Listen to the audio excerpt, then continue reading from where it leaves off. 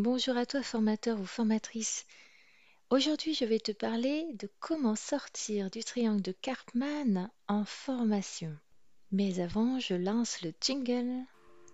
Bienvenue sur le podcast du blog formationdeformateur.fr qui vous accompagne pour devenir formateur ou formatrice. Je suis Nathalie Mollier, formatrice depuis plus de 20 ans. Et sur ce podcast, je vous donne mes trucs et astuces pour animer vos formations actuelles ou futures. Vous me suivez? Alors, c'est parti pour un nouveau podcast. Alors aujourd'hui, je tiens à te parler du triangle de Karpman, ce mécanisme psychologique théorisé et mis en lumière par le docteur en psychiatrie Stephen Karpman en 1968. C'est d'autant plus important de le comprendre car il peut littéralement te pourrir l'existence dans tes formations. C'est d'autant plus important de le comprendre et de savoir, surtout, en sortir, je dirais avant tout, comment ne pas y rentrer lorsqu'on occupe un poste de formateur. En effet, les apprenants attendent un certain nombre de choses de ta part et adoptent de ce fait, parfois et pas tous heureusement, ce type de comportement. Tout d'abord, prenons le temps de définir ce qu'est le triangle de Karpman. Ce triangle, en fait, permet tout simplement de déceler une mécommunication ou une manipulation latente d'une personne sur une autre. Tout le monde peut, à un moment de sa vie, participer, consciemment ou inconsciemment, à ce jeu psychologique. On peut jouer effectivement alternativement les trois rôles de ce mécanisme mental sans même s'en rendre compte. Ces semblants d'équilibre triangulaire se retrouvent dans certains contes dramatiques pour enfants qui utilisent ce schéma pour renforcer l'héroïsme du sauveur, à l'instar par exemple de Blanche-Neige qui est la victime, sa méchante belle-mère qui est le persécuteur, et le prince charmant, mais avant lui les sept nains qui sont les sauveurs. Un modèle bien sûr qui se reproduit dans le conte par exemple du Petit Chaperon Rouge ou dans Cendrillon. Alors, pour bien le comprendre, je te joins dans ce podcast en dessous une vidéo assez drôle et pourtant vraiment pertinente intitulée Le pouvoir d'Axel Latuada, que tu connais peut-être parce qu'il a une chaîne YouTube qui s'appelle Tout le monde s'en fout. Et c'est vrai que c'est assez formidable. Et il explique en fait que la plupart d'entre nous sommes enfermés dans le triangle dramatique de Karpman. Donc il y a un petit clin d'œil assez positif au nain de Blanche-Neige pour ceux, voilà, ceux qui regardent bien ça. Enfin, si tu sais, si tu me suis depuis un moment dans mes podcasts, tu comprendras pourquoi ça m'a fait rire.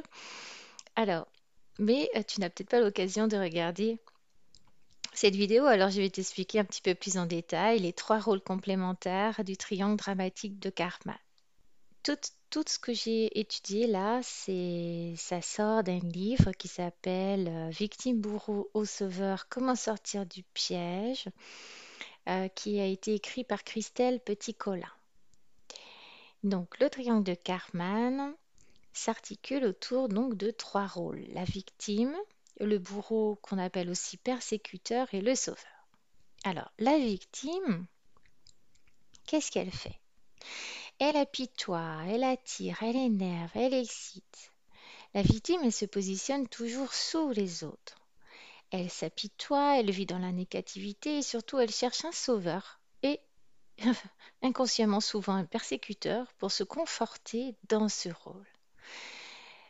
Tu connais aussi certainement Calimero avec son C'est pas juste ou, euh, ou Titeuf. Ce sont tout simplement des héros, entre guillemets, qui sont dans cette posture de victime où le monde semble leur en vouloir, le monde ainsi que tout le monde.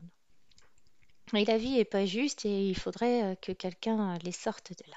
Alors, le deuxième angle de ce triangle, c'est le bourreau persécuteur. Il attaque, il brime, il humilie, il donne des ordres et provoque la rancune. Il considère la victime comme inférieure, sauf que forcément, sans victime, un bourreau n'a pas lieu d'exister. Le sauveur qui se positionne lui au-dessus de la victime, donc comme étant un peu supérieur, il lui propose son aide sans pour autant vouloir qu'elle s'en sorte, souvent inconsciemment. Sinon, il paraît son rôle de sauveur.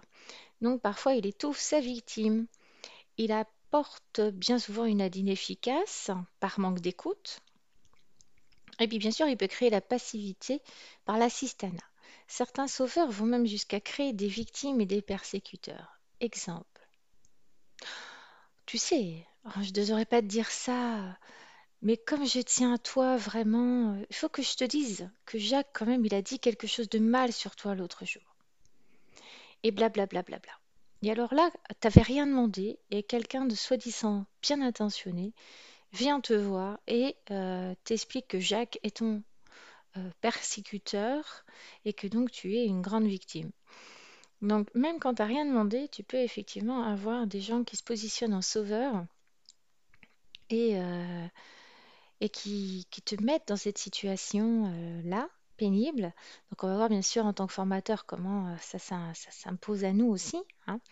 Mais tu as compris sûrement qu'il faut d'abord savoir identifier en fait les rôles des uns et des autres, hein, pour utiliser les outils adéquats pour s'en sortir, puis aussi notre rôle à nous, parce que malheureusement, on a aussi tendance spontanément à tomber dans l'un des trois. Donc soit à dire bah ouais c'est pas juste, c'est pas sympa, j'ai des stagiaires nuls, ils sont pas cool, de toute façon ils m'apprécient pas, de toute façon ils sont pas passionnés par ma matière, oh franchement j'ai pas de chance, je suis mal tombée. Donc ça et puis tu peux vraiment avoir l'impression que c'est vrai, hein. Mais tu peux être aussi dans la notion de sauveur, hein, de formateur, en tant que formateur.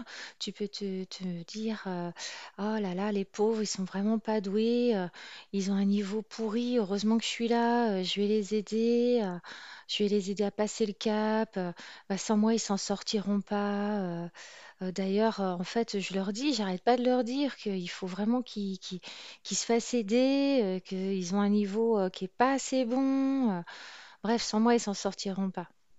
Et puis malheureusement, tu peux aussi tomber dans la catégorie du bourreau persécuteur sans même bien sûr t'en rendre compte. Et c'est pas facile, hein, je sais bien, d'admettre que l'on puisse être comme ça. C'est lorsque tu dis, mais c'est pas possible. Mais ils sont nuls. Mais qu'est-ce qu'ils ont mangé ce matin? Mais ils n'ont pas de cerveau. Mais c'est quoi cette école? Mais c'est quoi cette entreprise? Mais alors franchement, les commerciaux de cette boîte, ils sont insupportables. Ils sont nuls. Donc je vais leur montrer là comment il faut faire parce que c'est pas possible.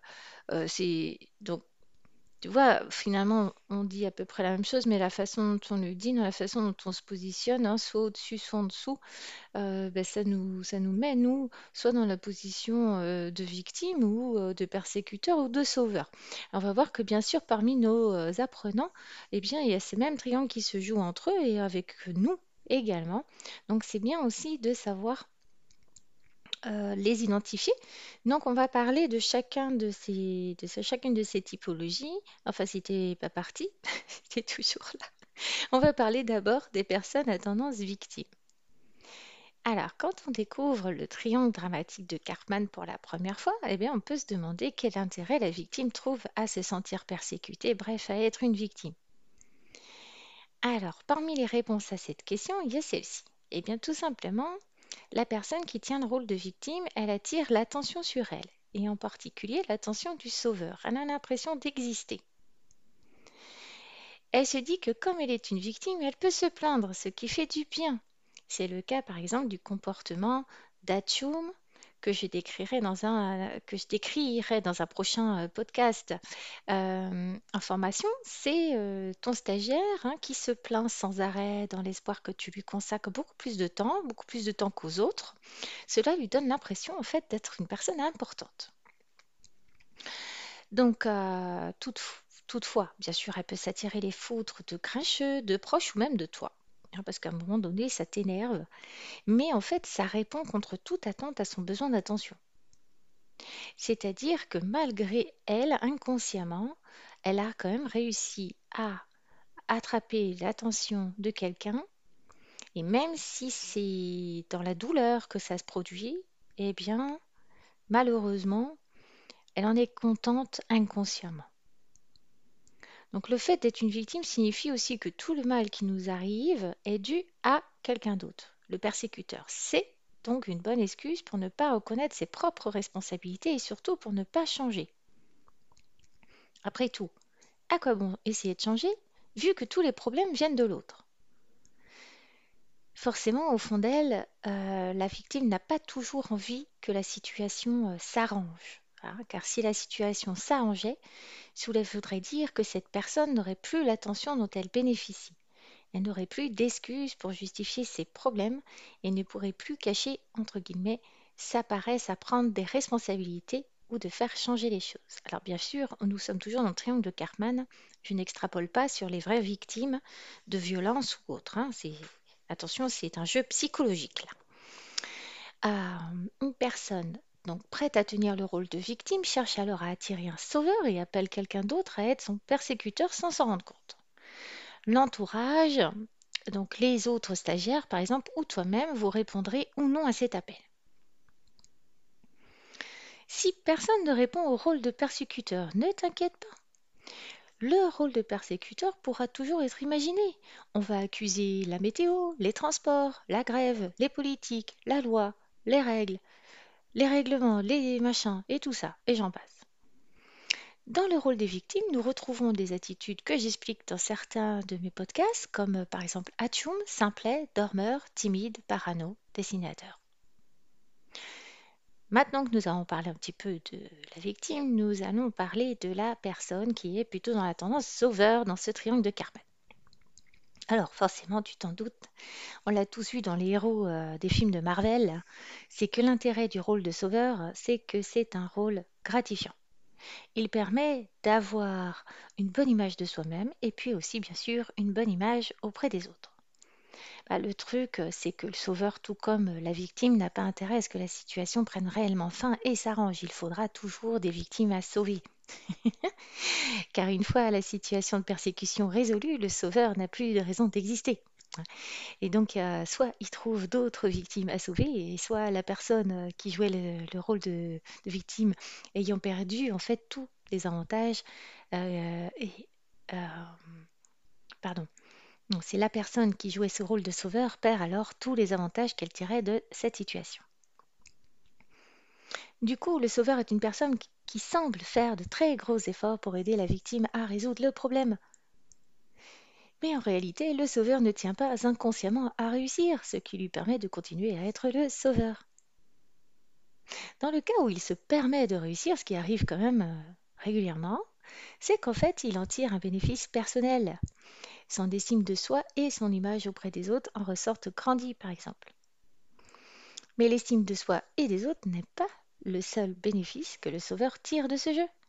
Il a aussi la satisfaction que quelqu'un lui fasse confiance et il se réjouit d'avoir quelqu'un qui dépend de lui et surtout d'avoir du contrôle sur lui. Et c'est bien là le problème.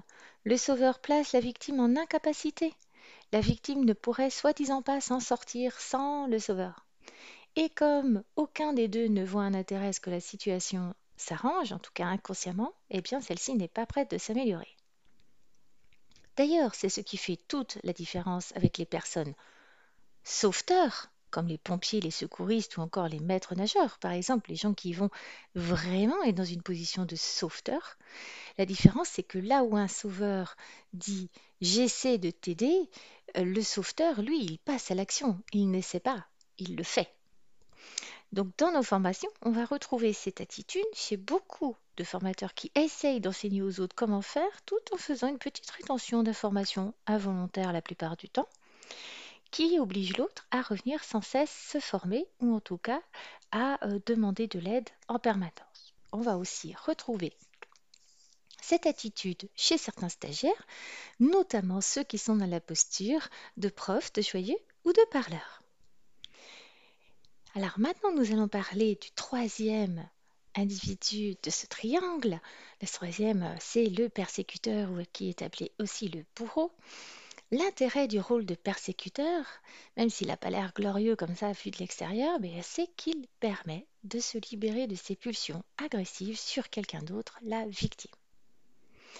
Mais ce rôle peut aussi être un rôle imaginé par la victime et le sauveur afin de justifier leurs exigences respectives et à défaut bien sûr d'un vrai persécuteur, c'est une chose qui devient persécuteur ou un événement.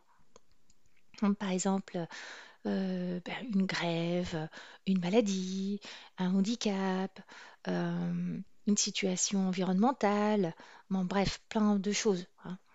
En tout cas, le persécuteur ne reste pas toujours le persécuteur, puisqu'il peut y avoir bien sûr une redistribution des rôles lors d'un ce qu'on appelle un coup de théâtre. Je vais y revenir tout à l'heure.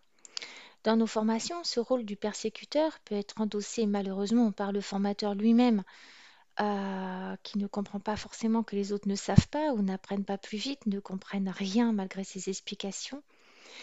Il peut devenir impatient, il a envie de faire bouger les autres, il peut les juger en général trop lents, trop mous, indisciplinés, respectueux, manquant d'écoute ou d'implication.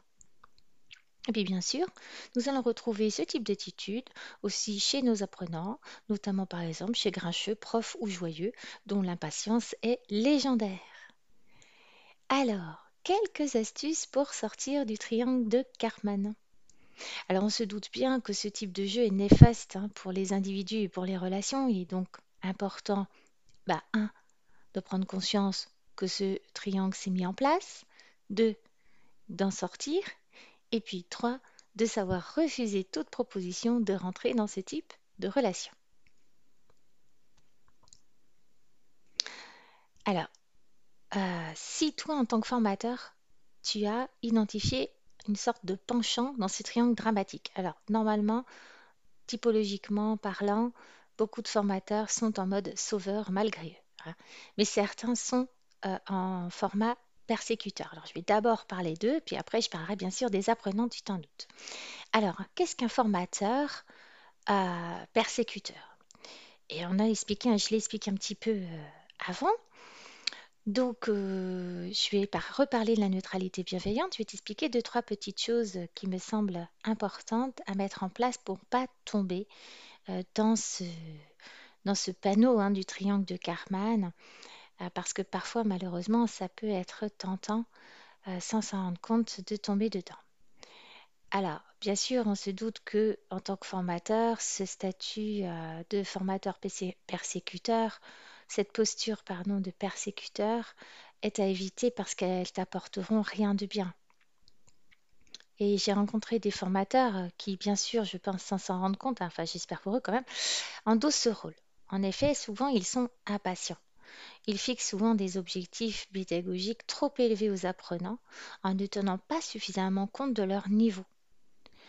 Alors, je leur rappelle gentiment quand même à ces formateurs persécuteurs que si les gens viennent en formation, c'est qu'a priori, ils ne savent pas parce qu'ils viennent se former ou se perfectionner. Donc, c'est normal qu'ils soient plus lents. C'est à nous, en tant que formateurs, dans nos objectifs pédagogiques et dans la progression pédagogique que l'on va mettre en place tout au long de notre formation, bien sûr, d'amener les apprenants à gravir petit à petit les échelons qui vont les amener à atteindre les objectifs. Donc bien sûr qu'il est nécessaire d'être dans la bienveillance, même si, je l'entends bien, certains comportements peuvent être agaçants, hein. En 20 ans, plus de 20 ans de carrière, je sais que j'en ai rencontré, hein. Il est vrai que certains apprenants peuvent penser avoir aussi un niveau très élevé avant de venir en formation. Et donc, ils peuvent avoir des comportements qui sont pénibles parce que nous, on voit bien que ce n'est pas le cas, hein. Alors, ça peut être intéressant dans ces cas-là de faire un bilan en début de formation, une sorte d'évaluation, hein, rapide. Je te donne un exemple. Un formateur en allemand prépare un cours pour personnes avancées, hein, donc non débutants et non experts.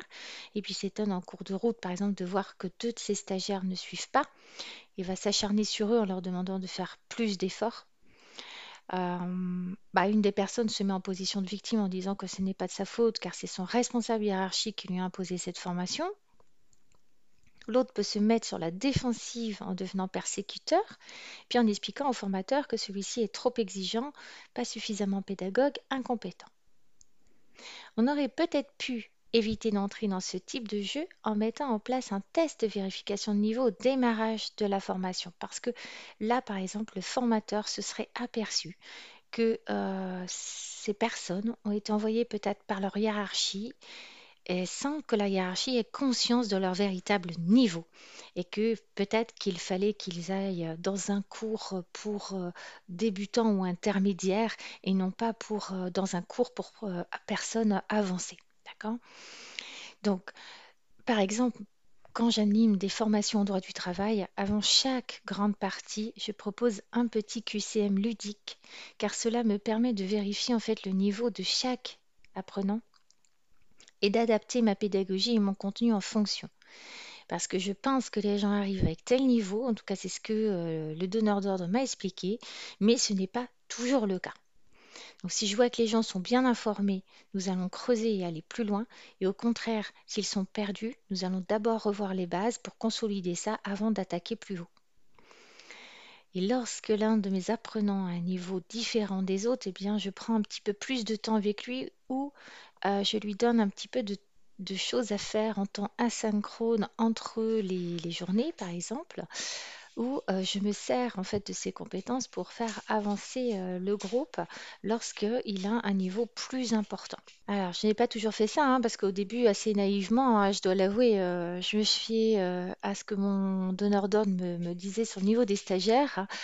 Et après ma première session, je me rappelle à quel point, bah, au bout de la première moitié de la matinée, je me suis aperçue que les gens étaient largués. Ils n'avaient pas du tout le niveau d'expertise décrit par mon donneur d'ordre. Alors, heureusement, bien sûr, qu'on en a parlé avec le groupe à la pause, hein. Et puis, bah, j'ai dû revoir mon scénario pédagogique en catastrophe. Alors, ça m'a apporté énormément de stress, mais j'ai beaucoup, beaucoup appris de cela. Et c'est aussi une des raisons pour lesquelles j'ai mis en place les QCM. Alors, quand on est formateur dans la posture sauveur, alors je sais que c'est très tentant en tant que formateur parce que dans notre rôle, déjà, il y a d'aider les autres en les amenant sur un chemin de progression pédagogique. Mais alors, s'il y a bien une chose que j'ai comprise avec l'expérience, c'est que malheureusement, on ne peut pas être motivé à la place des autres, ni leur trouver des solutions qui ne viennent pas d'eux, ou tout du moins auxquelles ils n'ont pas pleinement adhéré. Et quand on est dans cette posture de sauveur, cela peut devenir catastrophique d'essayer de trouver des solutions pour une personne qui de toute façon n'en veut pas, parce que bien qu'elle dise souvent le contraire, la victime, en fait, refusant de se responsabiliser, eh bien, elle ne veut pas vraiment trouver des solutions. Donc dans ces cas-là, on vient soit victime à notre tour, pardon, de cette victime, ou alors c'est la victime qui devient notre bourreau. Vous voyez, c'est un peu le cercle vicieux du triangle de Karpman. Et c'est le même problème dans beaucoup de métiers, hein, qu'on soit manager, par exemple, ou commercial ou autre, hein, face à des personnes différentes. Le triangle de Karpman va pouvoir se mettre en route assez facilement, malheureusement. Alors moi, ce que je conseille toujours pour amener aussi l'autre à ne plus être dans la victime, eh bien, c'est c'est de le mettre face à ses responsabilités avec douceur, hein, en posant juste une question, parce que ça t'évitera de tomber dans le panneau et d'endosser des responsabilités qui ne sont pas les tiennes. Ton client, ton stagiaire, ton collaborateur, ton manager, ton apprenant a fait un choix. Il s'avère que ce choix au final ne lui convient pas, bah, c'est pas ta faute, hein. C'est son choix à lui, c'est sa décision. Donc en formation ou dans d'autres situations d'entretien, etc., moi souvent, très souvent en fait, je pose la question clairement de quoi avez-vous besoin ou qu'attendez-vous de moi? Que la personne en fait explicite clairement son besoin plutôt que ce soit moi qui à chaque fois aille vers elle en essayant de trouver des solutions. Parce que alors moi j'ai tellement besoin de me sentir utile que j'ai tendance malheureusement à tomber, hein, dans cette posture du sauveur.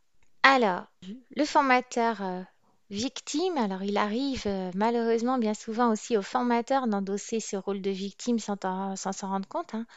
Par exemple, bah, tu arrives, puis la salle, elle n'est pas configurée correctement, t'as pas tout le matériel, ou il y a un poteau au mauvais endroit, ou le niveau des stagiaires est nul, entre guillemets, c'est-à-dire que par rapport à ce qu'on t'avait annoncé, en tout cas, ou t'as pas trouvé l'entreprise car le plan était pourri, hein, ou ton GPS t'a mal orienté. Bref, tu as plein de bonnes raisons de râler ou de pleurer sur ton sort.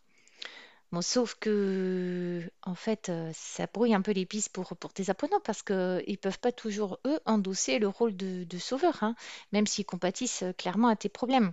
Tout ça, c'est une question aussi de préparation, hein.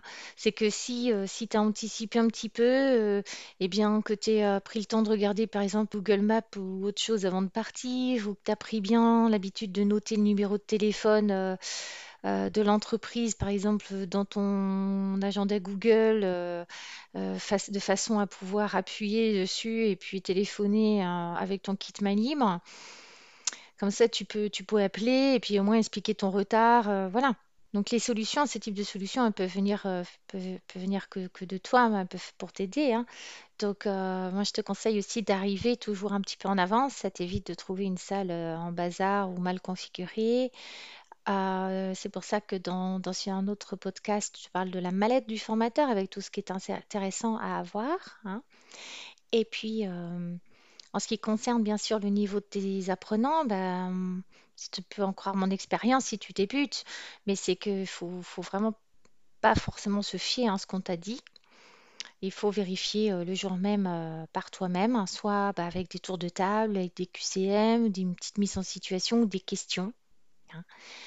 Donc, toujours réfléchir en posture de solution pour toi et pour tes stagiaires en disant s'il se produit ça, qu'est-ce que je ferai?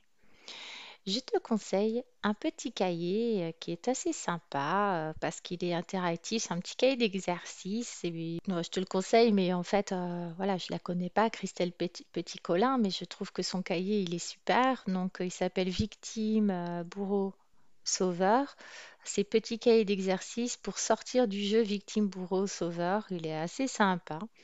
Je trouve chouette. Et bien sûr, une fois que tu as compris tout ça, ça va t'aider à comprendre comment ne pas tomber dans le panneau de tes apprenants qui, eux, ont aussi malheureusement tendance à plonger tête baissée dans ce type de comportement. C'est humain, donc faut pas s'en vouloir.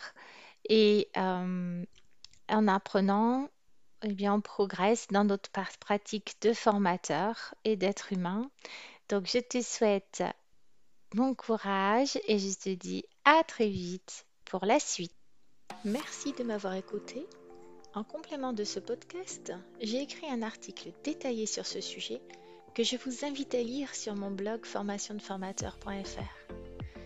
Encore merci pour votre attention. Je vous dis à bientôt pour un prochain podcast du blog formationdeformateur.fr. En attendant, n'hésitez pas à vous rendre sur le blog pour consulter les derniers articles et pourquoi pas vous abonner pour ne rien rater. Et si vous avez aimé ce podcast, vous pouvez me laisser un avis et une note. À très vite.